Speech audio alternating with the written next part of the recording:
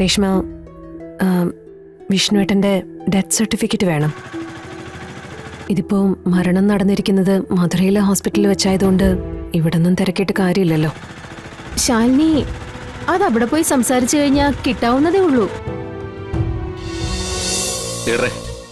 ഞാൻ പറഞ്ഞില്ലേ, പേടിപ്പിച്ചു വിട്ടാ മതി, കൊല്ലണ്ട. ഇനി എന്ത് വേണമെന്ന് ഞാനാണ് തീരുമാനിക്കുന്നത്. എന്ത് വന്നാലും നിനക്കൊന്നും സംഭവിക്കില്ല. ഇത് ഞാൻ ഒറ്റയ്ക്ക് കൈകാര്യം ചെയ്തോളാം. അവനെ ഇന്ന്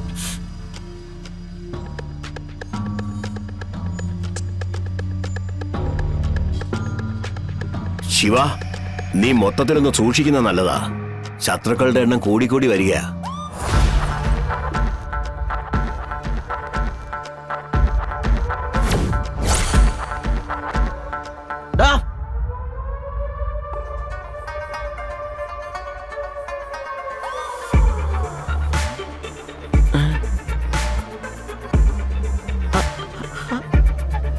ആശാനോ?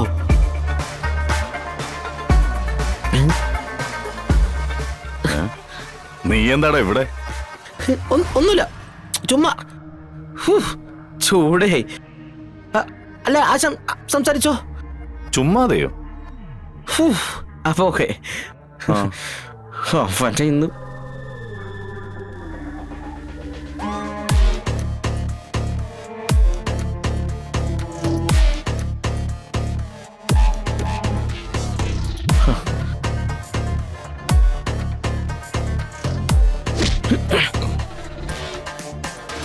എന്റെ ആശനത്തില് നീ എനിക്ക് കൊട്ടേഷൻ തന്നിരിക്കുന്നടാ.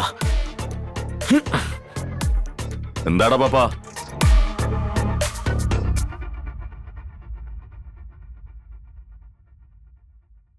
നീ കൊണ്ടുവന്നവരെന്തായാലും തല്ലില്ല. നിനക്ക് തല്ലണോ? തല്ലണമെങ്കിൽ ഒന്ന് തല്ലടാ. നിന്റെ വിഷമം ഒന്ന് മാറിക്കിട്ടട്ടെ. നീ ആരാടാ? വലിയ ദാതയോ? അതോ അധോലോക നായകനോ? അതോ കാമദേവനോ? ലോകത്തുള്ള സകല ഭാര്യമാരുടെയും രക്ഷകനായിട്ടാണല്ലോ നീ നടക്കുന്നത്. ശിവൻ, സർവചരാചരങ്ങൾക്കും നന്മയും മംഗളവും പ്രദാനം ചെയ്യുന്നവൻ, യാതൊരു അശുദ്ധിയും ഇല്ലാത്തവൻ, നിർമ്മലമായ മനസ്സുള്ളവൻ. പിന്നെ ഒരർത്ഥവും കൂടിയുണ്ട്, സംഹാരത്തിന്റെ ദേവൻ. നീ എന്നെ കൊണ്ട് ആ വാക്കിന്റെ മഹത്വം പുറത്തെടുപ്പിക്കരുതേ. ഇവർക്ക് നിന്നെ തല്ലാൻ പേടിയായിരിക്കും, പക്ഷേ എനിക്ക് നിന്നെ തല്ലാൻ ഒരു പേടിയുമില്ല.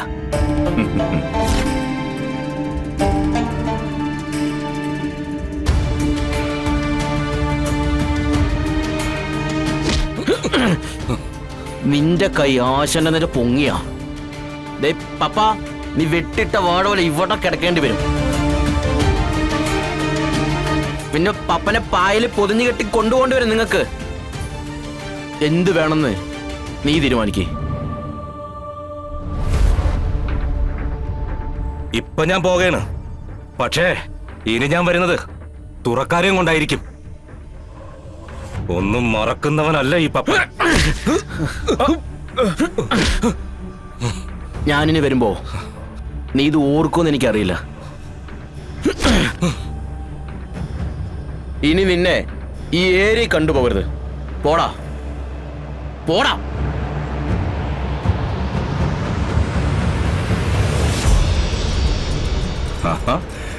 കമല,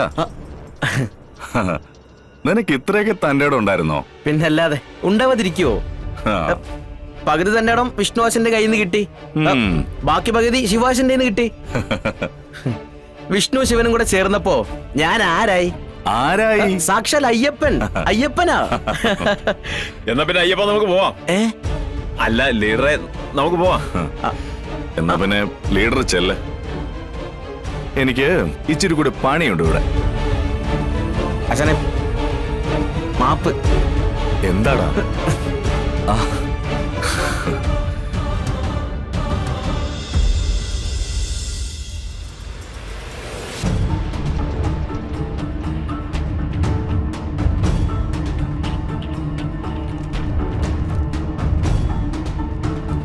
മാഡം വിളിച്ചായിരുന്നോ?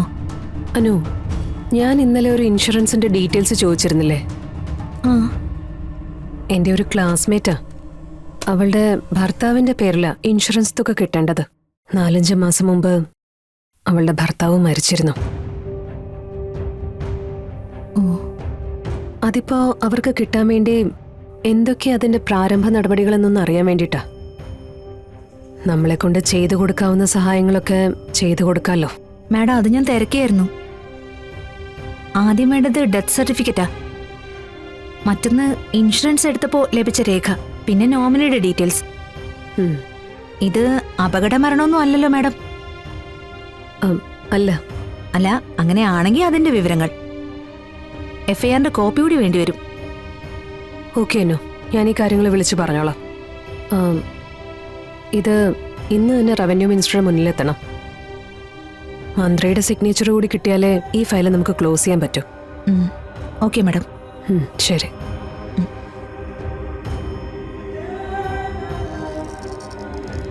അപ്പൊ വിഷ്ണുവേട്ടന്റെ ഡെത്ത് സർട്ടിഫിക്കറ്റ് കിട്ടാനുള്ള വഴി നോക്കണം.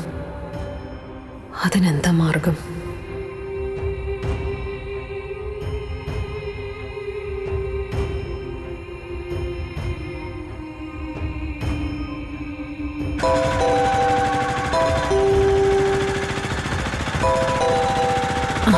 ശാലിനി. ഹലോ. ആ രേഷ്മ, ഞാനാ ശാലിനിയാ. ആ പറഞ്ഞു ശാലിനി. രേഷ്മ, വിഷ്ണുവേട്ടന്റെ ഡെത്ത് സർട്ടിഫിക്കറ്റ് വേണം. ഇതിപ്പോ മരണം നടന്നിരിക്കുന്നത് മധുരയിലെ ഹോസ്പിറ്റലിൽ വെച്ചായതുകൊണ്ട് ഇവിടെ ഒന്നും തിരക്കിയിട്ട് കാര്യമില്ലല്ലോ. ശാലിനി, അത് അവിടെ പോയി സംസാരിച്ചു കഴിഞ്ഞാൽ കിട്ടാവുന്നതേ ഉള്ളൂ. ശാലിനിക്ക് എപ്പോഴാണോ പോകാൻ സൗകര്യം ഉണ്ടാവുക എന്ന് വെച്ചാൽ പറഞ്ഞാൽ മതി. ഞാൻ കൂടെ വന്നോളാം. ശരി, അധികം താമസിയാതെ നമുക്കത് വാങ്ങിക്കണം രേഷ്മ. ഒരത്യാവശ്യം വരുമ്പോ പിന്നെ അതിനു വേണ്ടി കിടന്ന് ഓടേണ്ടി വരില്ലല്ലോ. മലയാളികളുടെ ബേസിക് സ്വഭാവമാ ശാലിനി ഇപ്പൊ പറഞ്ഞത്. ഒരു കാര്യം ഉണ്ടാവുമ്പോഴേ നമ്മൾ അതിനു വേണ്ടി ഓടാറുള്ളൂ.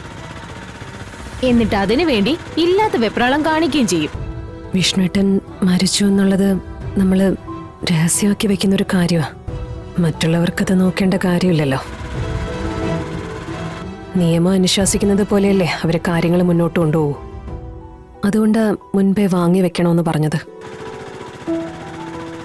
ഇതിപ്പോ പെട്ടെന്ന് വാങ്ങിക്കുന്നതിന് പിന്നില് ചില നല്ല ഉദ്ദേശങ്ങളുണ്ട് രേഷ്മ.